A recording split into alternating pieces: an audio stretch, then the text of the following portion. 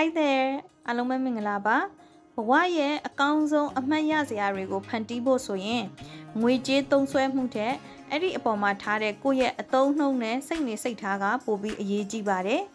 ခရီးသွားတဲ့အခါဒါမှမဟုတ်တစ်ခုခုကိုဂုဏ်ယူစွာသုံးစွဲတဲ့အခါသုံးလေးရှိတဲ့ money idiom နှစ်ခုအကြောင်းကိုဒီနေ့ပြောပြပေးသွားပါမယ်ပထမအဆုံးတစ်ခုကတော့ break the bank သူ့ရဲ့အဓိပ္ပာယ်အမှန်ကငွေကုန်ကြေးကျအလွန်များတာဒါမှမဟုတ်ကို့မှာရှိတဲ့စုဆောင်းငွေတွေအကုန်ပြောင်းသွားလောက်အောင်ဈေးကြီးတာကိုဆိုလိုတာပါအလွယ်မှတ်ချင်ရင်ပစ္စည်းတစ်ခုခုဝယ်ဖို့သို့မဟုတ်ခရီးတစ်ခုသွားဖို့ကို့ဘဏ်အကောင့်ထဲကပတ်စံတွေအကုန်ထုတ်သုံးလိုက်ရတော့မယ်ဘဏ်ထဲကပတ်စံတွေပြောင်းသွားတော့မယ်ဆိုတဲ့အဓိပ္ပာယ်မျိုးဖြစ်ပါတယ်ဒါပေမဲ့အသုံးအများဆုံးပုံစံကဒါကတော့ဈေးသိမ့်မကြီးပါဘူးငွေကုန်ကြေးကျသိမ့်မများပါဘူးဆိုတဲ့အငင်းသဘောနဲ့ပဲသုံးတာပိုများပါတယ်အဲ့ဒါဆိုရင်ကျမတို့ဥပမာလေးတစ်ကြောင်းလောက်လေ့လာကြည့်ကြပါမယ် You can get a top quality camera without breaking the bank မင်းပတ်စံအများကြီးအကုန်ကြမခံဘဲနဲ့အရည်အသွေးမြင့်ကင်မရာတစ်လုံးကိုရနိုင်ပါတယ်ဒါကတော့ဈေးသိမ့်မကြီးပါဘူးပတ်စံအများကြီးသုံးစရာမလိုပါဘူးဆိုတဲ့အဓိပ္ပာယ်မျိုးနဲ့သုံးထားတဲ့ဝါကြပေါ့နော်ထင်သာမြင်သာရှိအောင်ဈေးကြီးတယ်လို့ပြောတဲ့ပုံစံနဲ့ရောဈေးမကြီးပါဘူးလို့ပြောတဲ့ပုံစံနဲ့ရောဥပမာလေးနှစ်ကြောင်းထပ်ပြီးပြောပေးပါမယ်ဈေးနှုန်းတင့်တယ်ပတ်စံအများကြီးအကုန်ကြခံစရာမလိုဘူးလို့ပြောခြင်း It won't break the bank okay နောက်တစ်ခုကဈေးအရန်ကြီးလို့ငါရဲ့ဘတ်ဂျက်တွေတော့ပြောင်းတော့မယ်ဆိုတဲ့အဓိပ္ပာယ်မျိုးပြောခြင်းရင်တော့It broke the bank ဒီလိုမျိုးအပြောင်းလဲလုပ်ပြီးသုံးလို့ရပါတယ်နောက်တစ်ခုကတော့ foot the bill ပါတခုခုအတွက်ကုန်ကျစရိတ်အားလုံးကိုတာဝန်ယူပေးချေလိုက်ခြင်းဆိုတဲ့အဓိပ္ပာယ်မျိုးဖြစ်ပါတယ်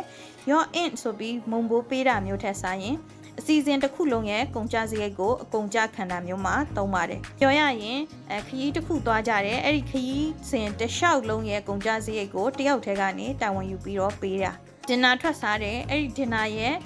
ကုန်ကျစရိတ်အားလုံးလမ်းစရိတ်ကအစားတာတောက်တာကအစားအကုန်လုံးကိုတယောက်တည်းကနေတာဝန်ယူပေးချေတာမျိုးပေါ့နော်အဲ့လိုအဓိပ္ပာယ်မျိုး idiom ဖြစ်ပါတယ်ဥပမာတစ်ကြောင်းလောက်လေ့လာကြည့်ကြပါမယ် My dad offered to foot the bill for my graduation trip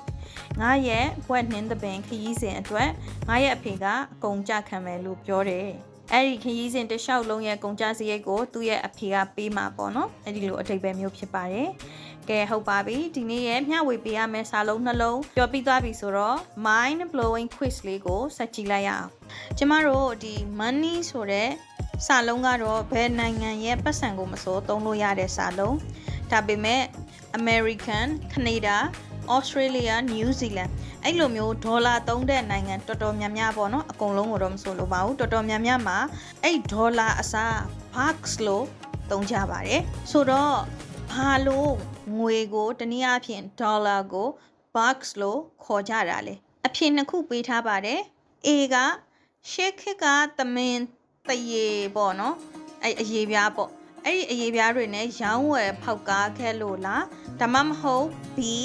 နာမည်ကျော်ဘဏ်လုပ်ငန်းရှင်တူရဲ့နာမည်လားအဖြစ်မှန်ကိုသိရင် comment မှာရေးခဲ့ပေးပါအောင်နော် Okay နောက်ထပ်ဗီဒီယိုတွေမှာထပ်ဆုံကြပါမယ် Stay sharp bye bye